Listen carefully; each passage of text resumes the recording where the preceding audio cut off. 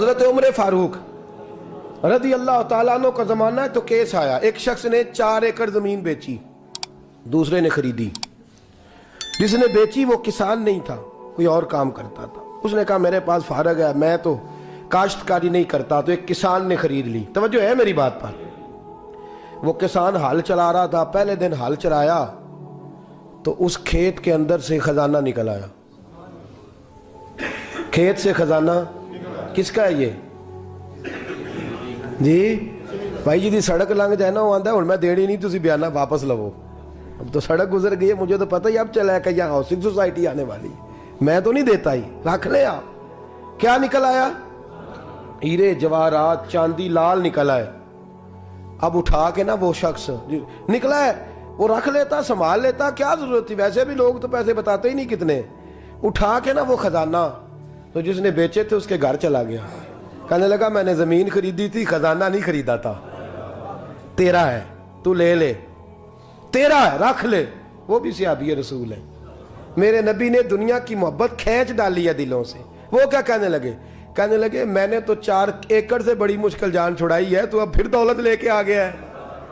اس نے کہا یہ تیرا ہے، تو ہی رکھ، میں نے زمین بیچی تھی تو جو اس کے اندر تھا وہ سارا ہی تیرا ہے، بیچ ڈالا تھا۔ کہنے لگا نا میں نے زمین خریدی ہے، خزانہ نہیں خریدا۔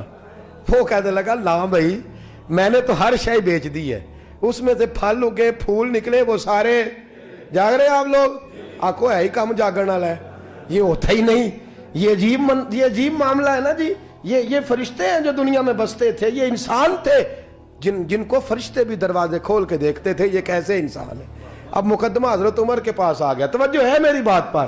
حضرت عمر فاروق کے پاس آیا، حضرت عمر فاروق نے دونوں کی بات سنی تو جس نے بیچی تھی اس سے کہنے لگے پرانے مالک سے، چل یار تو لے لے، مجھے لگتا ہے کہ تیرے ہی ہیں، تیرے بڑوں نے دبائے ہوں گے، تو نہیں نکال سکلا تو ہے تو وراثت تیری بنتی ہے نا، رکھ لے۔ کہنے لگا عمر آپ کیا سرائی کر رہے ہیں؟ اگر یہ بات غلط ثابت ہو گئی اور قیامت میں مجھے اس خزانے کا حساب دینا پڑا تو آپ میرے ساتھ اٹھیں گے نا، میرا بوجھ اٹھائیں گے نا؟ حضرت عمر کہنے لگے جی میں کوئی نہیں اٹھاتا، میں تیرا بوجھ۔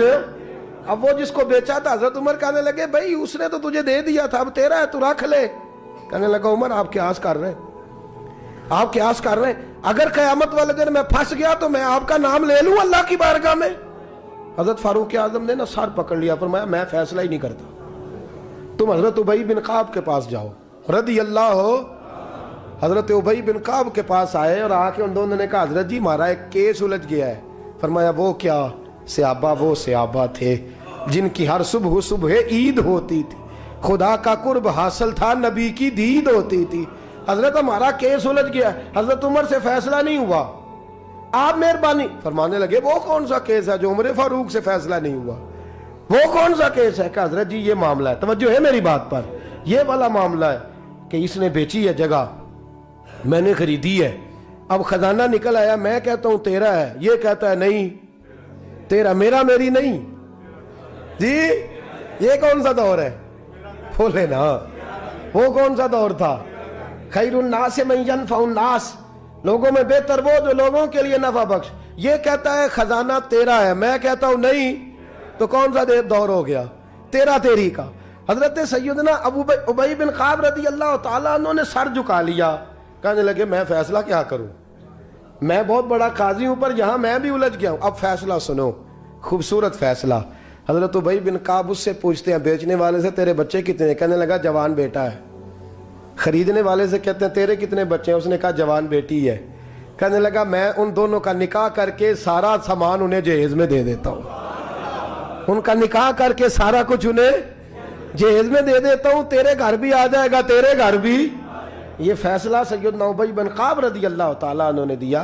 لوگ رو رہے تھے، کہہ رہے تھے کیا بات ہے اس فیصلے کی، کیا بات۔ ایک نوجوان تھا مینا کے بازار میں دوڑا جا رہا ہے، ایک بابا جی اس کو ملے بزرگ، تو ان بزرگوں کے اس نے، توجہ ہے میری بات پر آپ، ان بزرگوں کی تھیلی اس نے اشرفیوں والی چھین لی، چھین کے دوڑ گیا، کافی آگے چلا گیا تو گر گیا، جب گرا تو نظر آنا بند ہو گیا۔ لگا اللہ کے ولی کی بے ادبی ہوئی ہے اس لیے نظر آنا بند ہو گئی، بے ادبی ہو گئی، بڑا پریشان ہوا، سخت آزمائش کا شکار، کیا کروں کدھر جاؤں؟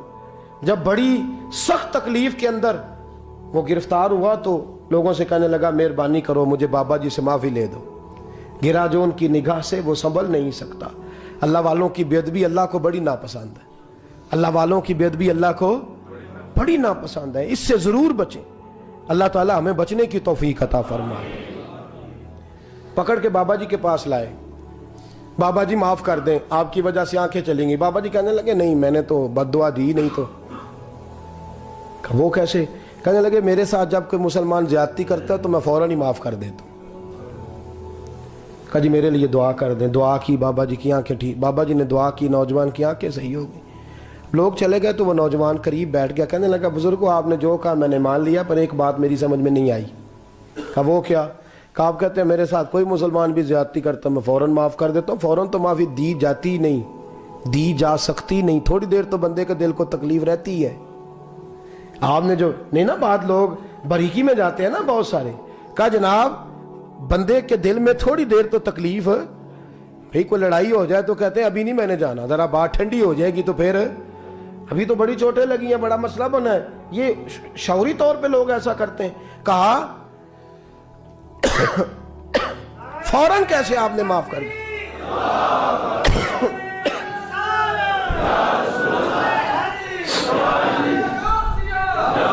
کہا فوراً کیسے معاف کر دیا؟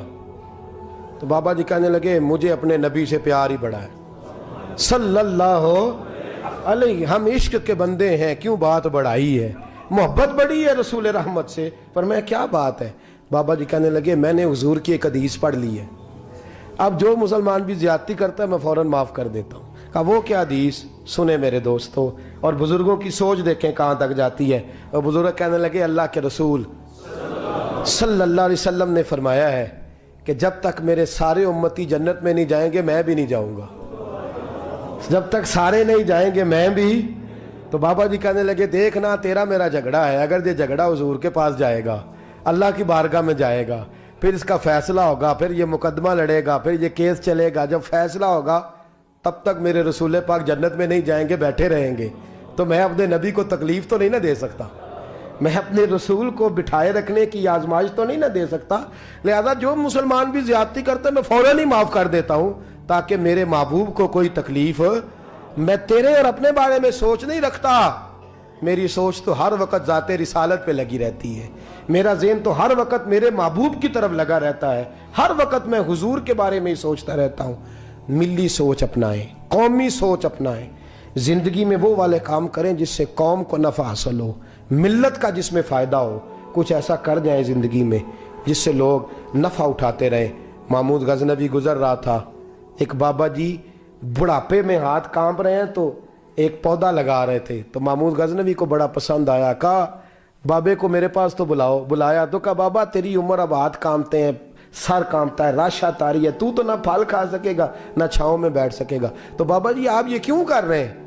بابا جی کہنے لگے چلو میں نہیں پھل کھاؤں گا, میرے پوتے تو کھائیں گے نا. بچے محمود کو بات بڑی پسند آئی, اس نے بابا جی کو ایک اشرفیوں کی تھیلی انعام میں دے دی. کہا تیری سوچ بڑی قومی ہے, بڑی ہے. تو بابا جی مسکرا کے کہنے لگے بادشاہ تو ابھی کہہ رہا تھا کہ نہ تو پھل کھائے گا نہ چھاؤں میں بیٹھے گا, اللہ نے مجھے پھل بھی دے دیا ہے, چھاؤں بھی دے دی ہے. ابھی دیکھے نا, ابھی میں نے کام کیا, نہیں تو اللہ نے سارا کچھ پہلے ہی دے دیا ہے.